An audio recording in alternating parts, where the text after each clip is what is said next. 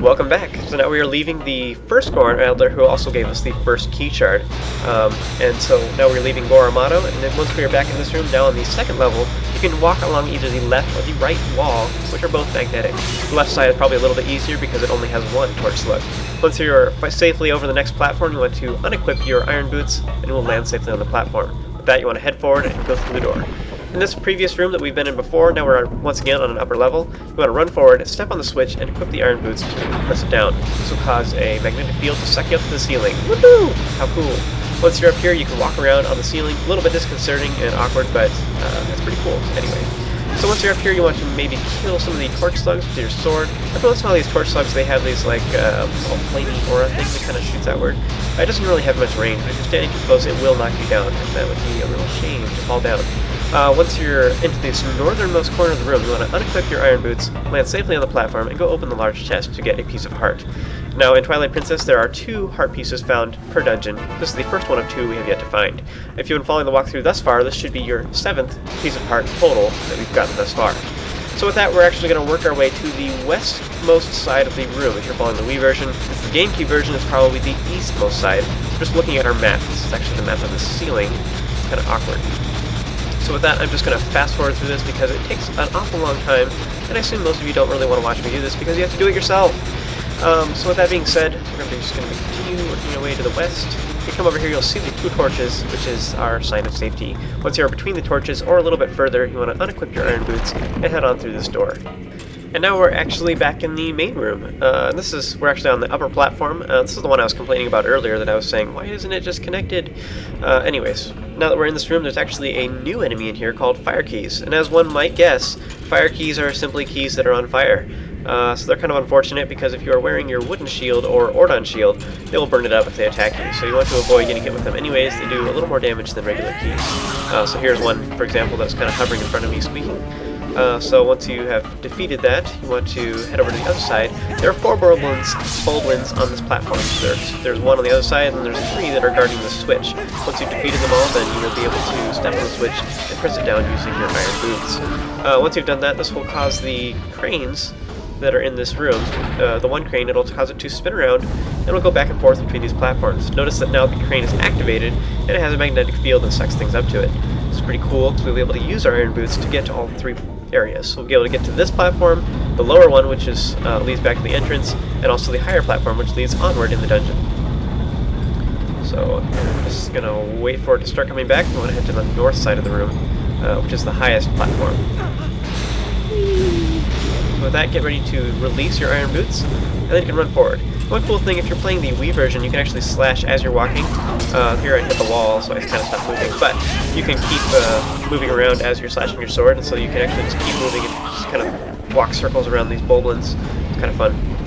Anyways, step on the switch using your iron boots. This will activate a second crane in the same room. We'll be able to use this to get to an even higher platform. Once again, I just think this is kind of a dumb design for mines. I mean, it's cool for a dungeon, but why would anybody actually design freaking mines this way? I think Gorons are just not very adept at designing mines. Could have just connected all those platforms rather than having these cranes. So complicated. Head on through the door, and in this room we actually have a new enemy called a Tektite. These guys are returning from previous Zelda titles, and just off the top of my head, I can't think of a single Zelda title that they are actually not in. Tektites have been in pretty much every Zelda title that I can think of. In any case, these guys are kind of annoying in this game. They actually take several sword slashes, and they're kind of awkward, especially when you're fighting multiple ones at once. The best way to defeat them is to use either a spin attack or a jump attack. So strong attacks work the best. If you're going to use a jump attack, I highly recommend that you start it off by using a shield attack. So you use shield attack, jump attack, and it will kill them in one hit. That way you won't get hurt when you're using the jump attack on them. Once again, that spin attack didn't really work because it was like flinching or whatever. It was backed away, so the spin attack didn't actually hit him. Otherwise, it would have killed him in one hit. In any case, you want to sink down into the water using the iron boots, and there's a chest off in the corner. You want to open it to get a small key. We will use this later to open a locked door. Now you want to sink over into the other corner of the room. There's a block that you can push.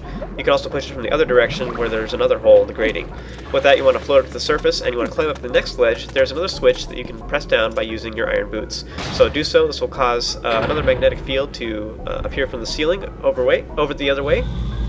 You want to jump over to it, and you can equip your iron boots in order to get sucked up to the ceiling. Whee! With that, you want to walk along the ceiling and head over to this other platform. Once you are safely above it, you want to unequip your iron boots to land on top of it. From over here, you'll see that there is another switch up ahead. You want to step on that one as well and press on the iron boots. This is a cool little puzzle here. I think it's pretty obvious what to do, but for those of you who may not know immediately, you want to jump down into the magnetic field here and equip your iron boots in midair in order to get sucked up to the wall. So we're going to do just that here in just a moment. This is a really cool little puzzle.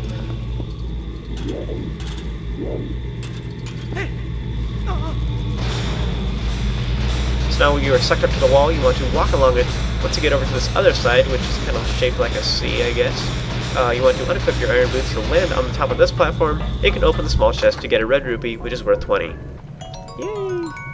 Once you have that, you want to turn around. There's a crystal switch, which is kind of a staple in the Zelda series. Crystal switches activate things for a short period of time.